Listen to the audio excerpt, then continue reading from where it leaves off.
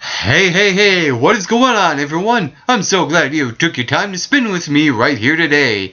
I am your co-host of the MRB Wrestling Review Show. Mike McRock wasn't in last night. It was NXT. What I really like about NXT last night was that it really felt like it was the road to WrestleMania, because it is the road to WrestleMania. And, there were some things that really sparked about last night's show, and one of them was that usually JR commentaries the last match on NXT, but I like that JR was on NXT for the entire 1 hour show.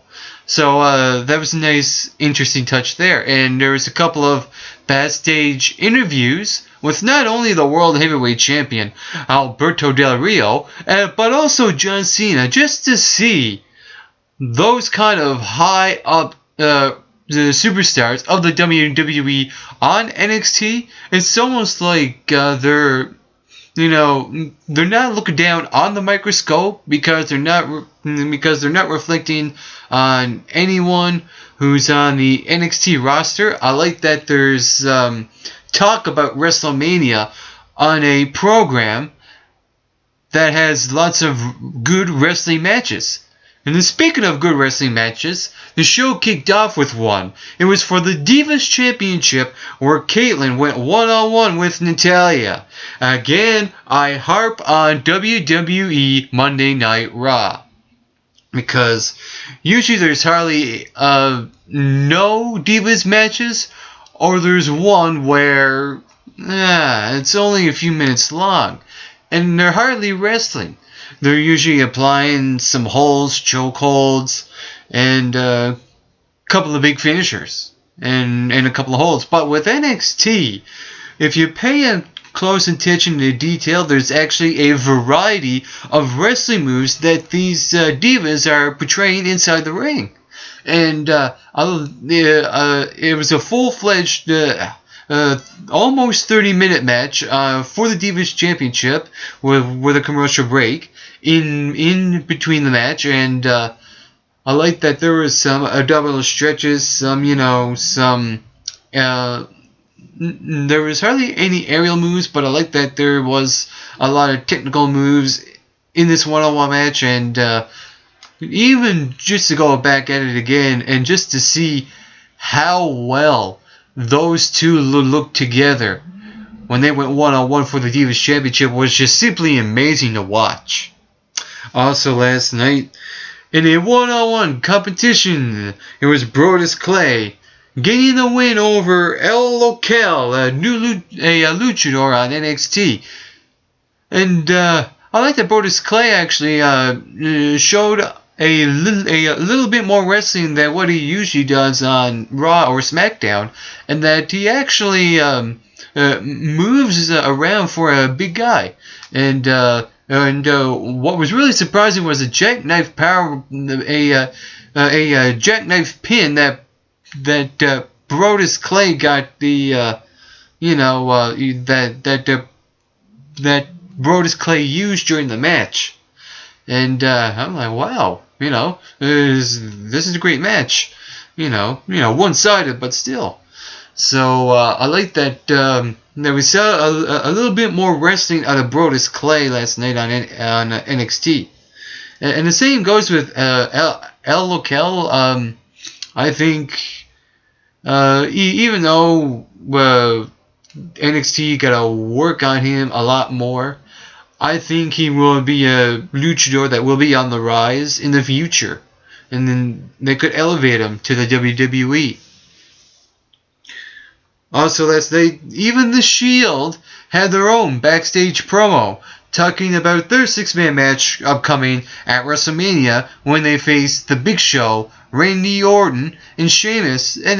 And by the way they were portraying their promo, it's almost like they're saying that The Big Show will turn heel and become the menacing leader of The Shield.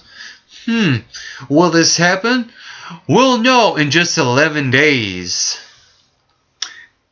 Also last night, Cassius Ohno attacked William Regal at the commentary table. I like that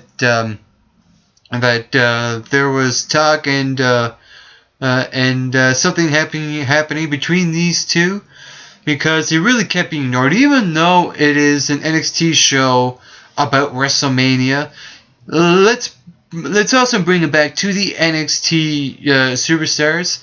And that was one of those examples where Cassius Ohno attacked William Regal. With that story going on, there's tension you can cut with a knife between the bad blood between Cassius Ohno and William Regal. It's foreshadowing a one-on-one competition where William Regal will eventually lace up his boots again and wrestle in the ring. And what I like about that is that he'll be wrestling on the wrestling show NXT. And I'm really looking forward to this one-on-one match because Cassius Ohno can benefit from it. So let's just see what happens in the weeks to come on NXT Live at the Full Sail University in Orlando, Florida. And the main event last night was Randy Orton going one-on-one, whoops, wrong guy, with Damien Sandow. And even though it's an NXT program where the NXT superstars are the stars of the show, I like that they had this match now as opposed to after WrestleMania, because it wouldn't feel like an NXT show, really, if you really think about it. And I like that those two went, like I said, one-on-one now as opposed to later after WrestleMania, because right now we're in WrestleMania mode, and I like that they use NXT, even though there was not a lot of NXT wrestlers last night. I do like that Randy Orton and Damien Sandow went one-on-one, where Randy Orton got the win with the RKO. It was a nice match, and it was a nice win, and I like that there was no finishing mover counters. So I like that Damien Sandow didn't counter the RKO. It was a nice clean finish for Randy Orton going into WrestleMania, utilizing momentum on NXT, and we'll see how it goes in the 6-man tag team match upcoming at WrestleMania. I thought last night was a good show for NXT, and it really feels like we're on the road to WrestleMania. I'm Mike McRock-Wilson signing out, and that was my NXT review, people! Are you ready? Are you ready? It's only 11 days to WrestleMania 29, baby! Yeah! I'm at WrestleMania fever right now. Holy crap! I'm just stoked. I'm just stoked, baby. Yeah. Now, oh jeez, what am I like? Get plenty of rest and always do your best.